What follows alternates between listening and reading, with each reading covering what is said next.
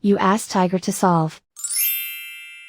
This deals with linear equations with one unknown. The final result is x equals -8. Let's solve it step by step. Simplify the expression. Simplify the arithmetic.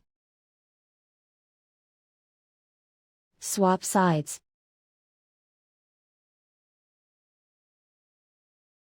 Group all constants on the right side of the equation. Add 13 to both sides. Simplify the arithmetic.